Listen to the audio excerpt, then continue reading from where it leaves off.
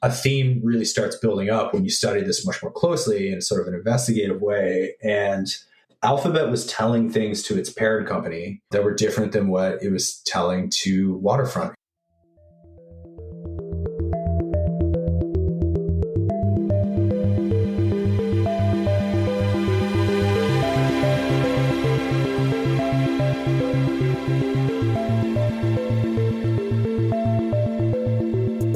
Hello and welcome to Tech Won't Save Us. I'm your host, Marx, and this week my guest is Josh O'Kane. Josh is the author of Sideways, The City Google Couldn't Buy, and he's an award-winning technology reporter at the Globe and Mail, a major newspaper up here in Canada, for those of you who aren't aware. I was really excited to have Josh on the show because his new book, if it's not clear from the title, deals with Sidewalk Labs and their attempt to build a smart city or a smart neighborhood from the internet up, as they used to say, in Toronto.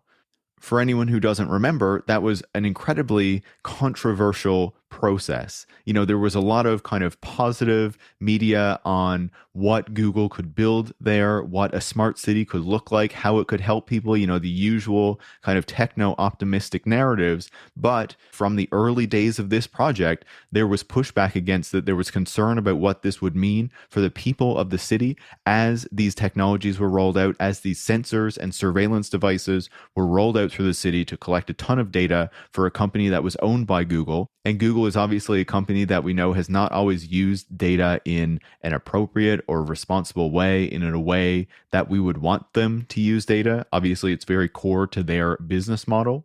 And so in his book, Josh really goes through various aspects of this project, how it came to be, you know, the whole kind of series of events throughout its existence, and then how it ultimately died in 2020 during the pandemic in the early months of lockdown and things like that, as we were still kind of coming to terms with what the pandemic was going to mean for us. So I had a ton of questions for Josh. I think it was a really fascinating conversation. I certainly enjoyed it, and I think you will as well, because even if you're not in Canada, these sorts of things, as we discuss, were going on in a lot of different countries. You know, people in Berlin were pushing back against a Google campus. New York was pushing back against Amazon's second headquarters that was planned for there and getting a ton of subsidies.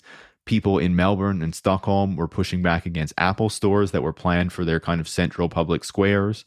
And certainly more places were pushing back against projects that the tech industry was trying to put into their cities and their communities as well. So if you like this episode, make sure to leave a 5-star review on Apple Podcasts or Spotify. You can also share it on social media or with any friends or colleagues who you think would learn from it or enjoy it.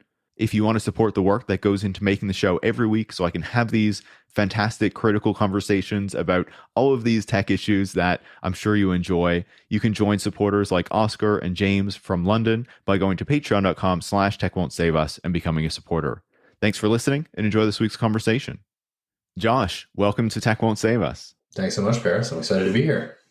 I'm really excited to chat with you to discuss some happenings that have been going on in Toronto the past 5 years that I think many of the listeners will have heard about and be pretty familiar with. Certainly, Bianca Wiley has been on the podcast before, so they'll be familiar with her and her experiences with the Sidewalk Toronto debacle.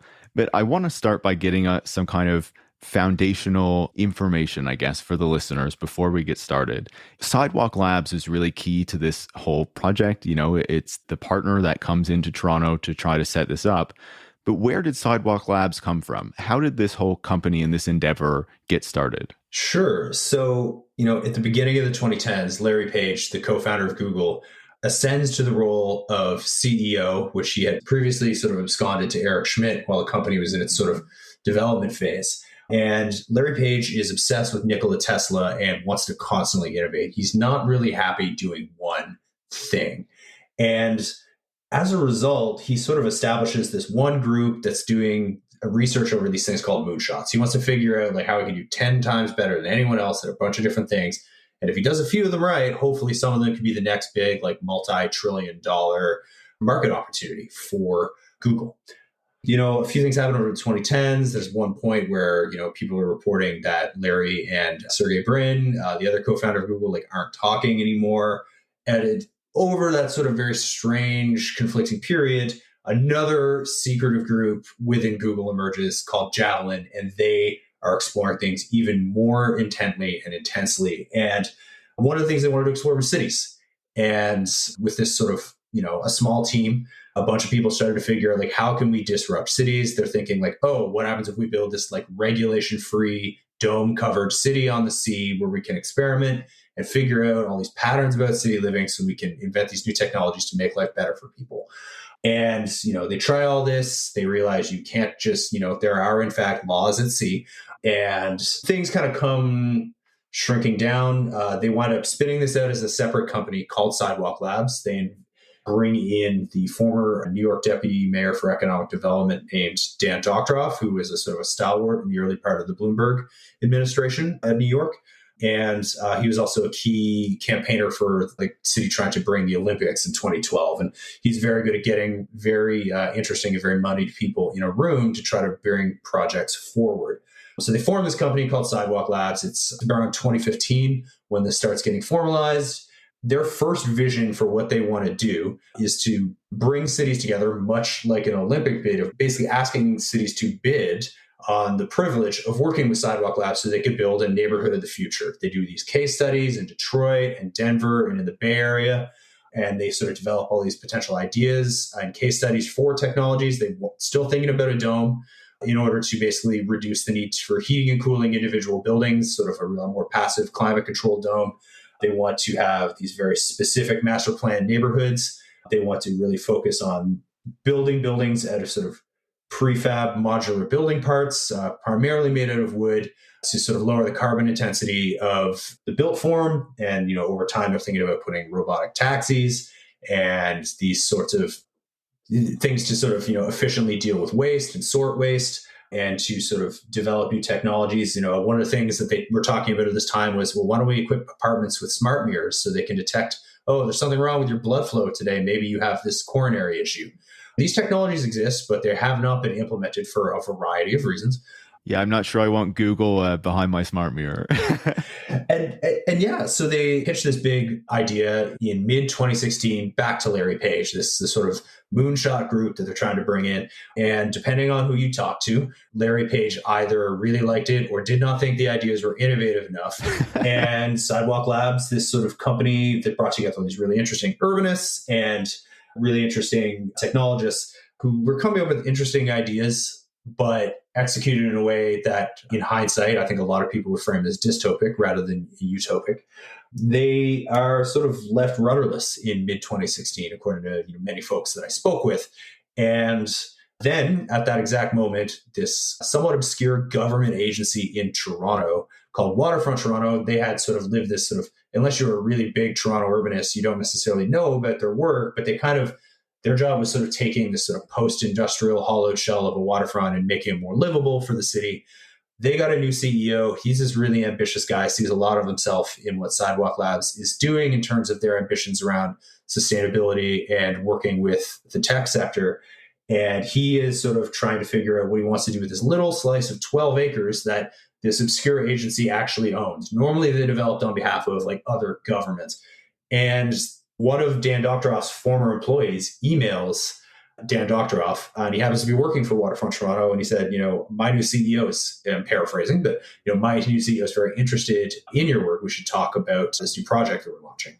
And then a year and a half elapses. This project winds up opening to a competitive process. Sidewalk Labs wins the competitive process. And in October 2017, this company that just a year and a half earlier was sort of left in this sort of weird lurch post a very strange meeting with Larry Page, now suddenly has the privilege of planning this neighborhood of the future on the Toronto waterfront. And that was sort of how everything began. Yeah, I think that's a really good encapsulation of like that early period leading up to when the company gets into Toronto. And I want to dig into a few details of that before we actually get to what actually happened when, the whole process started to roll out and they really needed to show what this neighborhood was going to look like. But I want to go back to Larry Page for a moment, right? Because there are some really interesting details in the book. about, how he has these ideas about transportation early on. He wants to develop a monorail in Ann Arbor that has these kind of like individual pods for people to use. And he is not a fan of high-speed rail, doesn't understand how people, I guess, would be attracted to that form of getting around. So how did these ideas that Larry Page has personally kind of influenced the direction that Google goes in seeking out its ideas for transportation and for cities? I mean, I think if you look at that clash that you're inferring to and where things went with the whole Sidewalk Labs saga, even internally, there were a lot of clashes between urbanists who really love the idea of densification and the benefits that come with sustainability and transportation, and the extraordinary individualism of Silicon Valley, and in particular, the most moneyed individuals in Silicon Valley, and just the sort of philosophy that is entrenched there. So this Ann Arbor monorail pitch that Larry Page originally came up with in the 90s, but was still very quietly pushing as late as 2009 when he was giving a commencement speech to the University of Michigan. This was a monorail. This was something he was standing in these bus shelters wondering, how can I get out of this? Everyone else is driving a cozy car. I'm a student. I'm waiting for a bus. Like, what if I come up with a solution? And it was the idea of, something more easily attainable, this collective notion. But he proposed a more individualist idea in response to that, which is sort of individual pods rather than sort of, the idea of a standard rail line.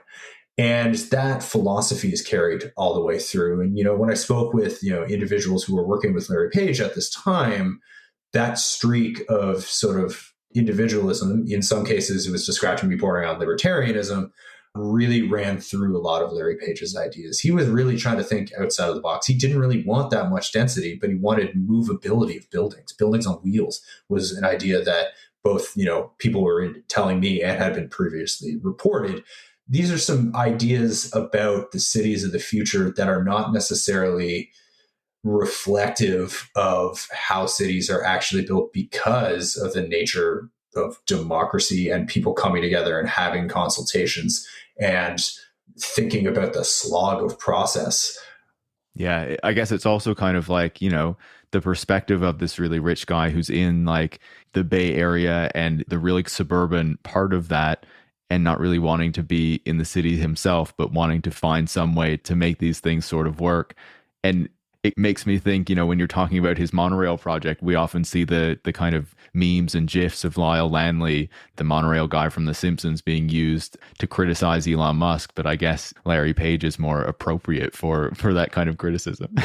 And in fact, Larry Page and Elon Musk are friends, or at least were in the mid-2010s when all this was happening, and they were quietly dishing about each other to other individuals. So that checks out, I think. No, it makes a lot of sense. And, when we're thinking about the ideas that Larry Page is putting forward and that Sidewalk Labs is later kind of adopting, you talked about this really libertarian strand, this desire to build new cities and to really have few regulations on what the cities could do. And you talked about how there was a real inspiration in looking at what Disney had done previously in Florida, in getting like a real particular regulatory structure that allowed it to have a lot of control over the land that it governed, I guess. What was that inspiration? What did they like about the Disney model that they wanted to see adopted in whatever they ended up building in the future? Yeah. So, I mean, when the Walt Disney Corporation started buying up land in Florida as it sort of started to build out its empire there, that was in the 50s and 60s, I believe, they effectively worked with the Florida legislature and created a district that's governed by effectively a board of directors made up of the largest landowners. And who are the largest landowners but, Disney and its affiliated corporations. And as a result, they're able to administer as much as possible about this land. And this really influenced what Sidewalk Labs was looking for at the time. They were seeking powers over not necessarily complete control of everything, but powers involving the police force and in particular taxation. They wanted power over that in order to be able to, I presume, to finance a lot of these ideas that they wanted to do, to take a different view of how cities work. They very much wanted to put as much of that control as possible into the corporate power of Sidewalk Labs. Again, this didn't happen with Sidewalk Labs. This was a series of ideas, but this was a massive 437-page document that the Sidewalk Labs has since taken a bit of a revisionist framing and saying that this was just a brainstorming exercise, but dozens and dozens of people spent thousands of hours putting this together. And it was fundamentally a very good philosophical icebreaker, I think, for understanding how the organization really first saw itself and in its genesis. Yeah. And for people listening, as Josh was describing that, he was holding up like a massive tome of a yellow book, which is what contained, many of those ideas that Sidewalk Labs was pushing. Before we get into the Toronto aspect of this, you also talked about Dan Doktorov. Can you expand a little on his role in this and I guess the approach that he takes to cities and to major projects, that he really used in the past when he was working on the Olympics bid and in the Bloomberg administration in New York City, and how these ideas were also kind of brought to Sidewalk Labs and its approach to things? For sure. Dan Doktorov is a pretty divisive figure in recent New York political history, in that he did really speed up a lot of projects that have been languishing for decades. New York's got 520 miles of waterfront, and a lot of it was still sort of in this post-industrial haze, much like Toronto's was when they first came to town. And he saw it as his mission to sort of rethink, how can we push through and redevelop as much as possible with an eye towards the Olympic Games, which he, prior to becoming deputy mayor, had already been trying to work on a bid for and bringing a lot of the private sector together to do a lot of fundraising. And then as deputy mayor, he sort of intertwined these goals of economic development and also preparing the city for the Olympics. And he was known from the sort of news clippings that I read at his time there, as well, even in his own memoir, as someone who really pushed things through. A lot of people drew comparisons to Robert Moses, the sort of juggernaut of New York politics, who was never elected, but completely reshaped the city, plowing through literal whole communities just for the sake of reorienting New York towards the car. He's gotten a lot of comparisons. He didn't quite literally plow through communities to the same extent, but one of his big legacies is around zoning. And there have been a variety of academic criticisms of his approach to zoning that actually argue that in certain cases, sort of existing wealthy neighborhoods with a larger, whiter, and more wealthy demographic sort of had preservation attached to them, whereas other ones that might have been lower income or filled with more minority populations were more likely to be zoned in such a way that, okay, we're getting the greater density the city needs, but at the expense of people who are less privileged. And there were a variety of criticisms leveled towards the administration around its zoning that he takes a lot of responsibility for personally, because he believes that the zoning in New York was archaic and tried to really rezone much of the city so that redevelopment could happen so they could get more bigger buildings. So he was trying to densify New York. He was trying to get more affordable housing, but the way he went about it was quite divisive.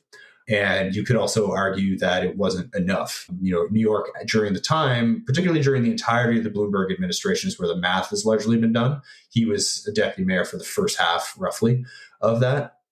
He argues that he took what I believe to be a record amount of either the preservation or the creation of affordable housing. And yet New York actually, on the whole, over the course of the whole Bloomberg administration, became significantly more expensive to the average person, where the average rent burden went up and shot up to, I believe, more than half the population had what's considered an untenable amount of their income going towards rent or mortgage costs.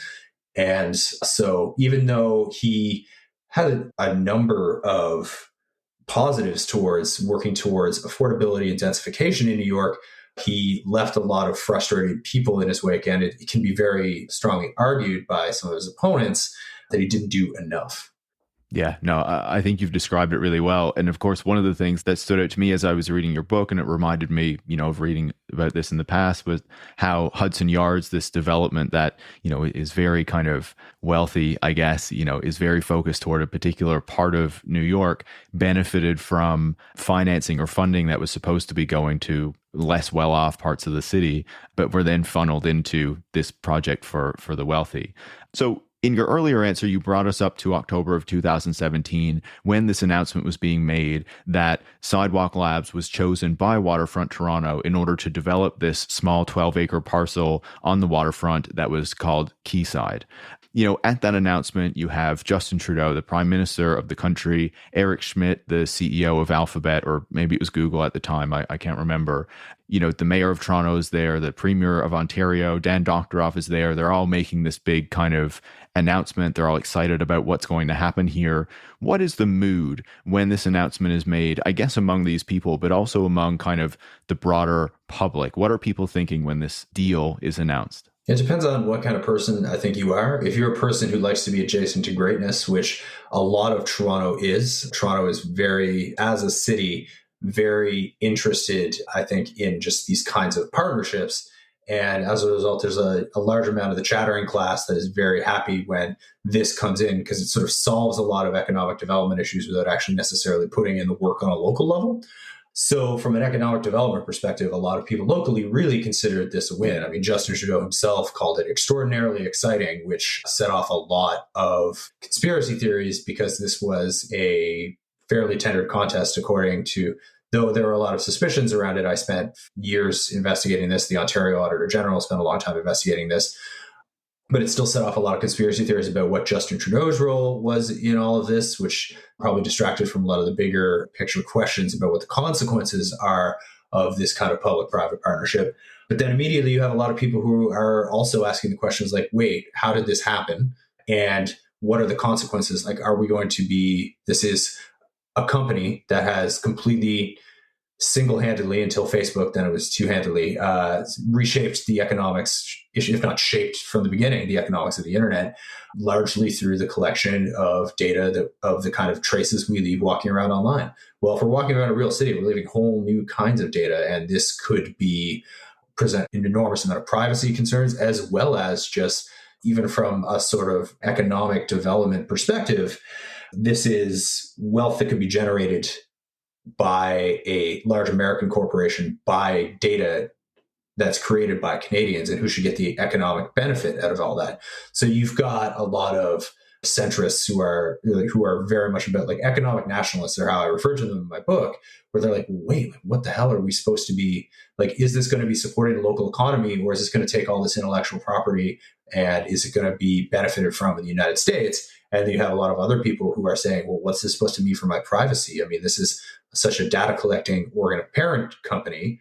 And then there's the broader issue that, people like Bianca Wiley, as you mentioned earlier, were starting to bring up very quickly, which is this a question about privacy, or is it about privatization of government services? Who is going to have a say in what is being developed here in this sort of extremely valuable piece of redevelopable real estate at the center of one of the biggest cities in North America?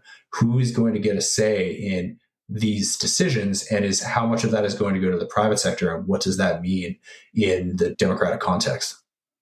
Yeah, and these are really important questions, and I want to return to them in just a second. How long does it take for that kind of activist contingent, for that kind of critical voice to really take hold and start to, I guess, have consequences for the project? Is this something that is really present in like October, November of 2017, or does it take a while to really kind of get its legs and take off? The criticism of the project started out in more generalized terms. If I'm thinking like the average Torontonian, you are going to have individuals who are very often thinking about the sort of ways that governments interact with technology companies. People like Bianca Wiley, who within weeks was, showing up on talk shows explaining what the real consequences of this could be. It took 8 or 9 months for the substantive concerns to really enter the public mind. That doesn't mean that people weren't discussing this. Some of the first news articles were about what are the privacy consequences of all this. A lot of professors were immediately raising those issues and raising the issues about, is this going to involve the privatization of government services? But it takes about 8 months or so when, in the summer of 2018, mysteriously, the CEO of Waterfront Toronto resigns. And as I report in the book, this was, a lot of individuals were concerned about how organized he was, and perhaps how excited he was about this partnership that some of the details that the people who worked with him were concerned about some of the details. So out of nowhere, the CEO of the government organization that brought Sidewalk Labs to Toronto resigns.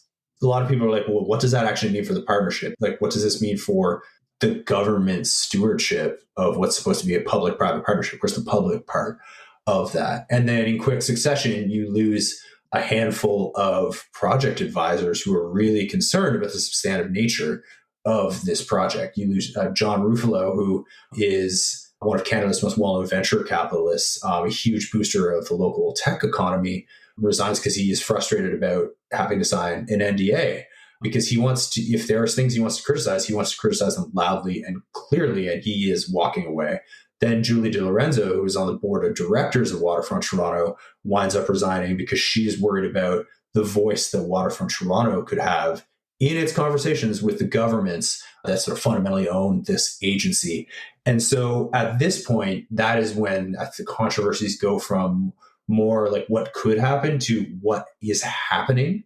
And that is when you started to see a lot of people started to raise concerns about, oh, like what is happening in my city? Like this, people who were originally starting to think, oh, this is going to be an interesting smart city. Like maybe this is going to be great for affordable housing or making the waterfront more accessible, are starting to wonder, like, wait, what are all these people doing leaving this organization? Yeah, it certainly presents a lot of questions, right? When you're watching this happen, and when there's also already probably some concern about a major company like Google coming in and what's going to be the implications of that, even though, sure, Sidewalk Labs is kind of an arm of Google, but still Google ultimately. So for me, when I was reading through your book, it seemed like the concerns about the project really fell into two kind of broad categories, and you've kind of outlined them just a few minutes ago, right? And the first of those is really around data collection, around privacy, around the implications of possible surveillance that this project presents. So what were the concerns around that? What were the kind of proposals that Sidewalk Labs was making that got people concerned, and how were their kind of responses to that unable to address those criticisms? Yeah. So what's really funny is that Sidewalk really was responsive to criticism. And out the gate, they bring in Ann Cavoukian, who is the sort of founder of this framework. And, she internally is hired as a person to hold them to account about privacy, and can be an attack dog when she wants on media and online if she wants to, and basically says, like, listen, no, I'm not letting them do anything if we are not going to de-identify data from the jump. If we are going to collect, we're not going to let them collect anything that would harm your human rights by eroding them at the beginning of the privacy. She was very careful about all of this. But then in October of 2018, Sidewalk comes out with its sort of data governance proposals, where they want to create this new term called urban data, which was this very confusing term of new kinds of data that you generate when you're going around a city. But it's also like the temperature, not necessarily temperature, but sort of outdoor conditions, monitoring environmental conditions, but also people's actions, sometimes in semi-private spaces like lobbying, like lobbies of buildings. Again, Sidewalk is promising to de-identify all this and embed as privacy as much as possible.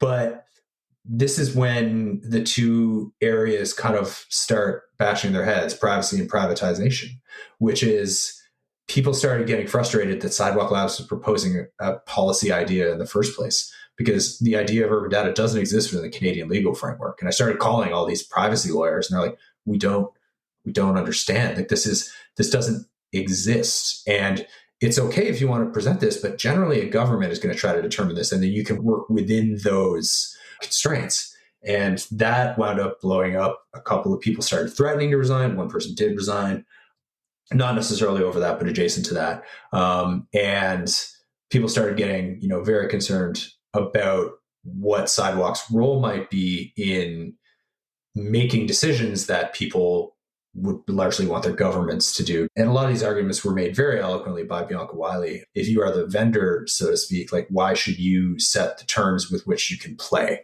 Which is, generally very sort of boring public-private partnership jargon, but is very consequential to who benefits both from a legal and wealth-based perspective? These are pretty heavy questions. And, in the end, and this is one of the things I think, sort of make clear is Sidewalk didn't wind up building anything. So these things were only ever debated in theory.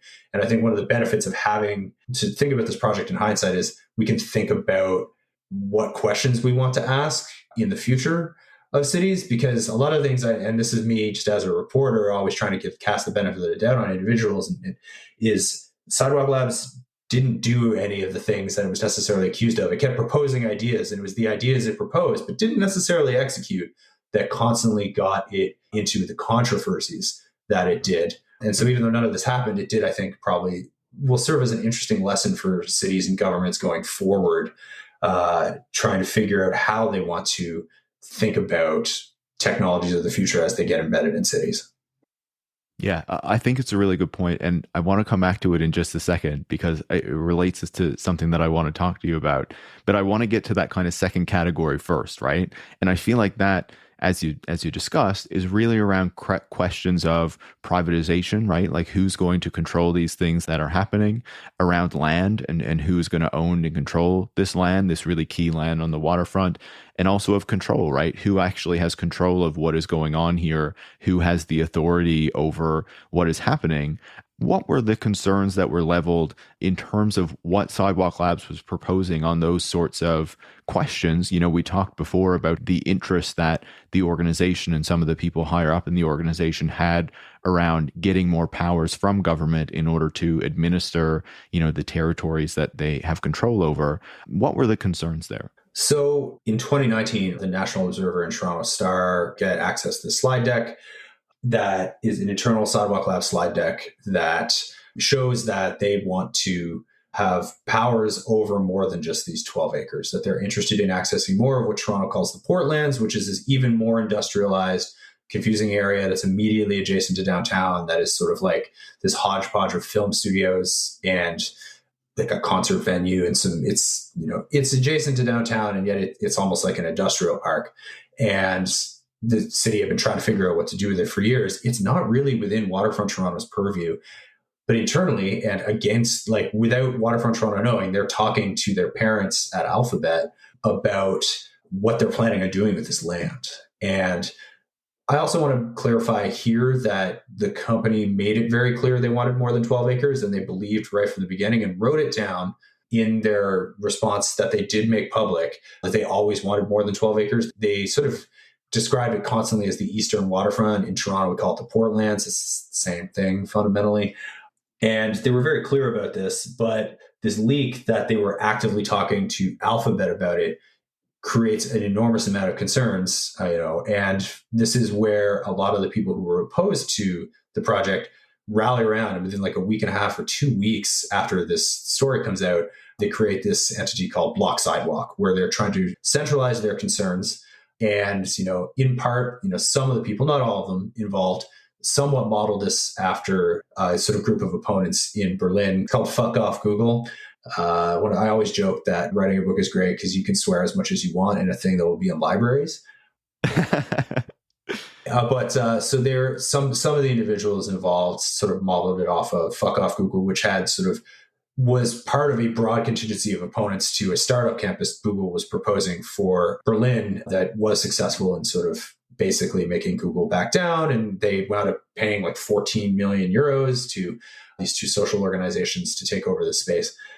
This sort of idea of, well, how is Sidewalk Labs going to get powers over this land really centralizes a lot of opposition to the project that had been somewhat disparate before. And it galvanized a lot of people. Like, if you are thinking in really esoteric terms, as much as I would imagine that people who follow this podcast and who read the book very much understand, what the consequences of the privatization of public matters is, that is esoteric to the average person. But Toronto is, and has been for many years now, in what is functionally a real estate crisis where every square inch is commoditized. And if some of the most valuable land in all of Toronto is suddenly up for grabs by this organization that people were already questioning in the first place, that is a much more tangible controversy for a lot of people. And even just yesterday, I was actually like on stage at a conference with people from literally both Waterfront Toronto and Block Sidewalk. And, even though I had interviewed them all for the book, I was talking to Torben Wieditz from Block Sidewalk, and the idea of more land he brought up is also a greater opportunity for data collection. There's more possibilities for sensors and more people walking around, a greater data pool that could then be used to identify patterns and, monetize things in an even greater way.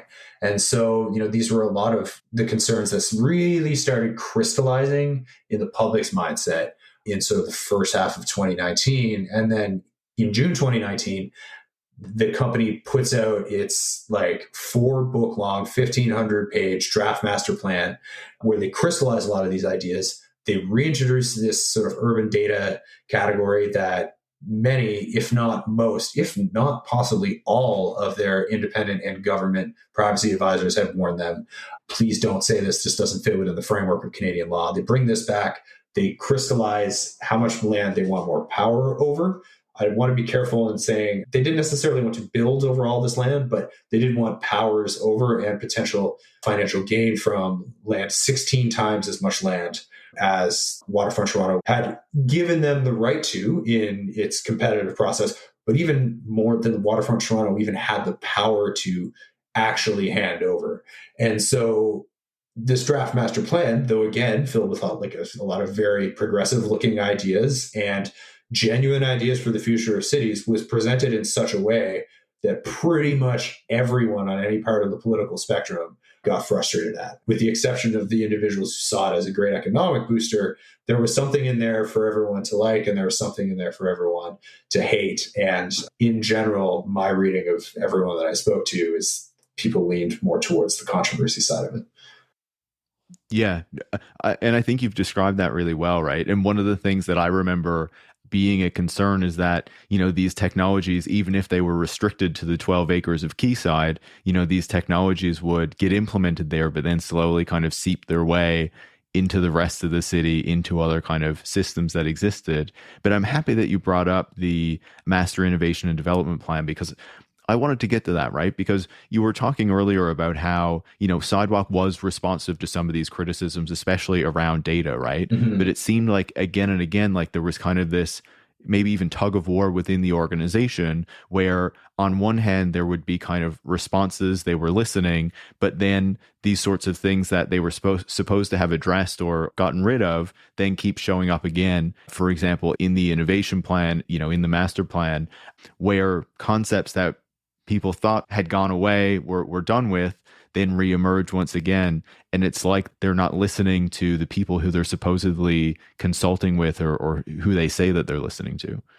Yeah, a lot of people that I spoke to who were consulted were concerned that multiple of them used the phrase window dressing. And if you actually read Dan Doctorow's memoir, I might be the only person other than him who's read it twice. He very much admits that he will bring a lot of people together for the sake of creating the idea of unity around something, creating the idea of ownership, which, maximizes the ability for those ideas to sail through. It's very much like a corporate boardroom tactic. And that was very much, I think, sort of scaled up to quite a large size with this project. And with this MIDP, as everyone referred to it, and you called it by its proper name, I just call it the Draft Master Plan, because the more words I use, the more I find people fall asleep when you talk about these sort of legalese things. Yeah, it's a long term, yeah. Or a long name, rather. Yeah. A lot of the concerns that people had about that, they crystallized in such a way that no one was happy, and they brought people together that you wouldn't necessarily expect to come together. And so one of the things that, I'm glad I did the book for, rather than just sort of do the news stories for the newspaper and walk away, a theme really starts building up when you study this much more closely in sort of an investigative way. And Alphabet was telling things to its parent company that were different than what it was telling to Waterfront in some cases. And one of the things that shifted and that people told me within Waterfront was that this was an organization that, in a project where Dan Doctorow would constantly go up, he was working the hotel ballroom circuit, the C-suite circuit, and just talking to everyone he could. And he kept talking about this phrase, the patient capital of his parent company. the idea that Alphabet had so much money that they didn't need an immediate return. But then as you move sort of towards the end of the project, it becomes a lot clearer, both in the sort of patterns of their decisions, but also as we move towards 2020, towards the project's eventual cancellation.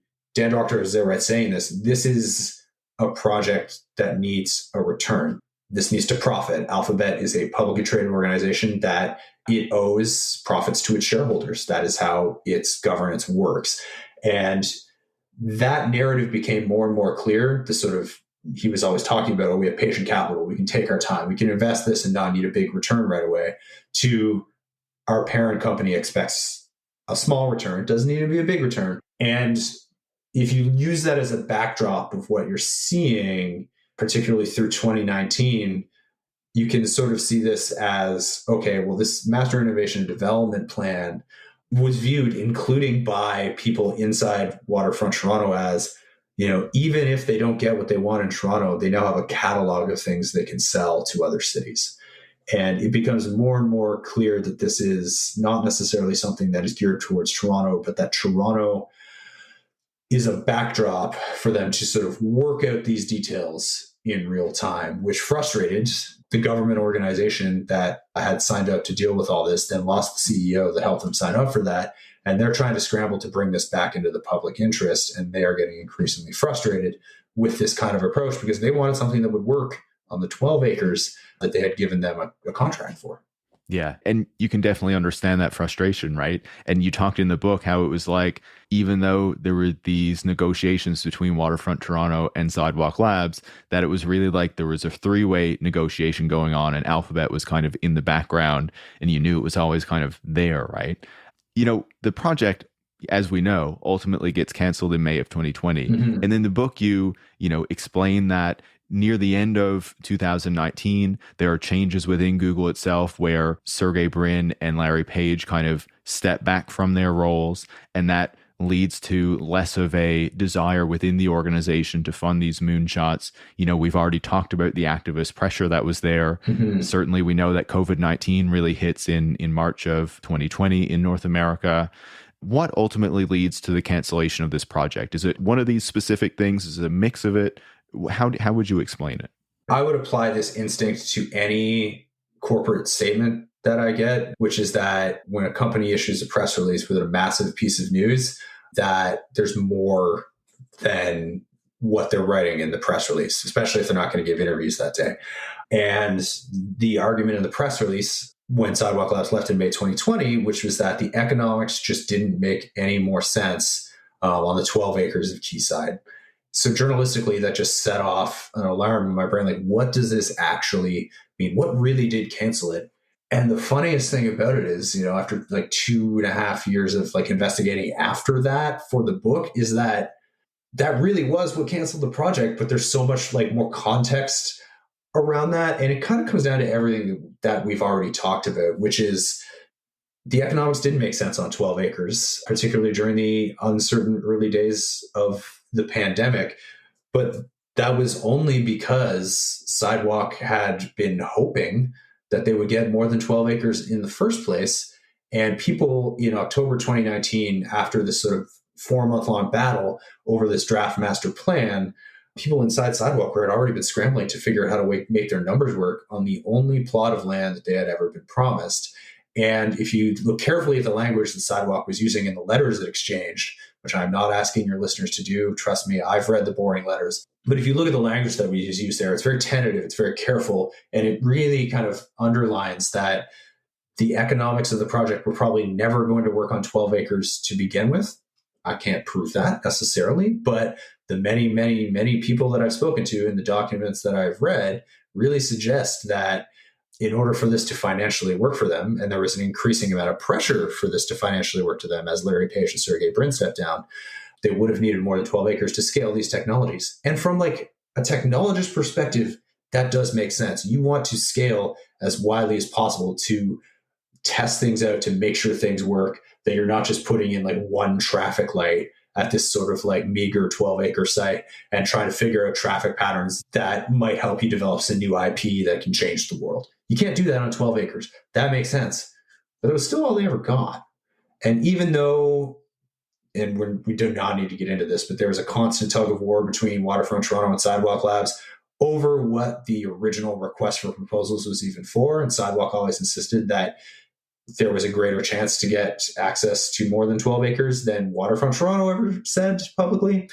Fundamentally, Sidewalk Labs was already kind of hanging by a thread to try to make the math work on 12 acres. I think they could have, but the pandemic actually did tip the scales just enough that they walked away, which is funny that like my journalistic instinct of I need to investigate this wound up sort of coming all the way around to the same thing. It just takes a lot of context to explain that it is and both isn't, because the economics of 12 acres in a pandemic doesn't work. Yeah, but, it's so fascinating to think about how it leads up to that moment. And, as you described in the book, how these two kind of organizations are kind of going back and forth as to what was in the initial proposal, what they were actually offering. And like, Sidewalk kind of picking their pieces of it to show actually it was about something bigger. I think this has been fascinating. And I want to close with a few kind of broader questions to close the conversation. You talked about what was going on in Berlin, and you obviously went over and reported on that as well, the opposition to the Google campus that was going on over there. But, at the same moment as this controversy around Sidewalk is happening, what's happening in Berlin with Google is happening, there's also the opposition to Amazon's second headquarters that's planned in New York City and the whole process around that, the subsidies it's supposed to get. There's opposition to Apple stores that are planned for, main squares in Stockholm and Melbourne, and they end up getting canceled. What is in the air around this moment that is leading to this real backlash against these tech companies who are really trying to kind of, make a footprint in these cities around the world? I think people are realizing what was missed in the development of the economics of the internet, which is that the data that we generate, we get very little say in how it is used and how it is monetized. And this is what I wrote about, and what I try to sort of draw all these threads together is that all over the world, digital technology companies are starting to push into the physical world around us. And that's going to have consequences. And people are now recognizing that more than they did with the digital economy. I think with hindsight, and the Cambridge Analytica scandal blew a lot of this open for the average person. These are concerns that existed among, a lot of factions of people who took their activism very seriously, but it didn't reach necessarily a broad collective scale till probably sometime in sort of mid 2018. And with that benefit of hindsight, and with the recognition that these companies are taking the sort of many, many billions and trillions of dollars they've generated in the digital world and moving into the physical world, people are starting to question it at a scale we haven't seen before. And as a result, you're seeing opposition to what's being done by Google and what is being done by Amazon, and to the extent that you were just describing, Apple stores as well. How does that change the built world around you, and who do you want to have a say in the future of the cities you're a part of? Yeah, it's a really good point, right? Because a lot of this stuff happens at a similar moment as, the so-called techlash is kicking off, Cambridge Analytica in 2019. So it's this moment where there's this real turn and reconsideration of the impact of tech and tech companies in our world and in our cities as they're trying to move into that physical world. You talked about Justin Trudeau, who was certainly a figure in this, or that people talked about in relation to it. More broadly, when the Liberal government under Justin Trudeau came to power in 2015, it seemed like there was a real desire from them to be close to tech companies, right? To show that they had a good relationship to tech companies and that they were attracting more of them to Canada.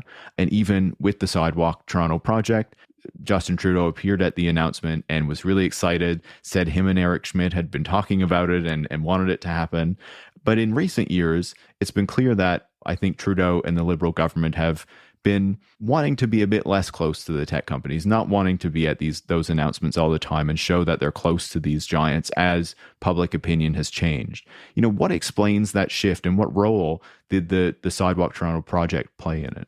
Yeah, and it's funny. I wound up writing about this probably 6 months after the Sidewalk project ended.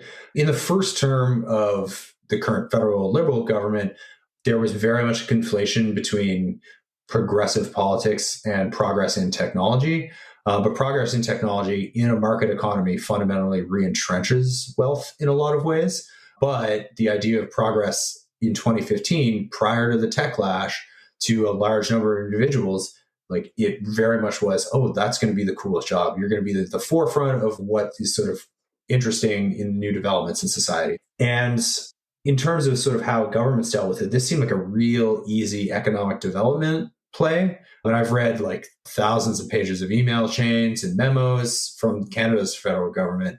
And there was very much a huge excitement from a federal economic development perspective of courting these companies to bring great jobs and really make Canada a tech hub.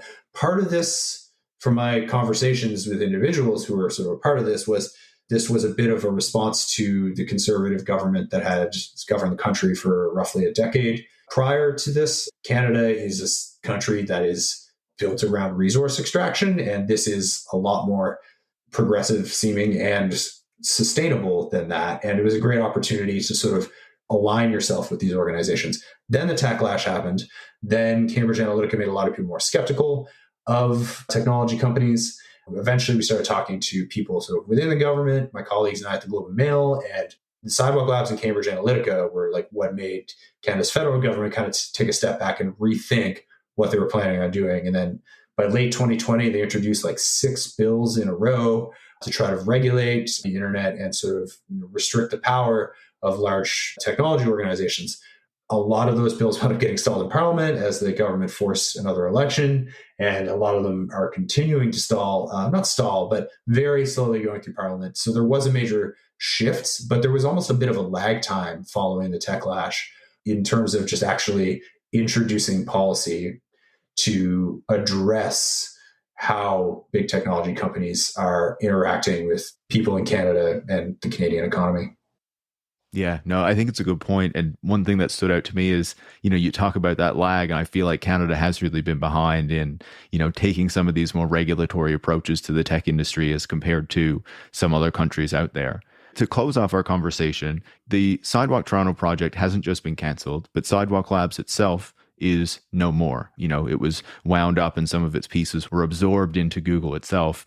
What has this project, and I guess this larger moment that we've been talking about, taught us about tech's approach to cities and why they seem to keep failing? There's a philosophical difference between what underpins the technology economy and what historically has led to cities that people are happy with.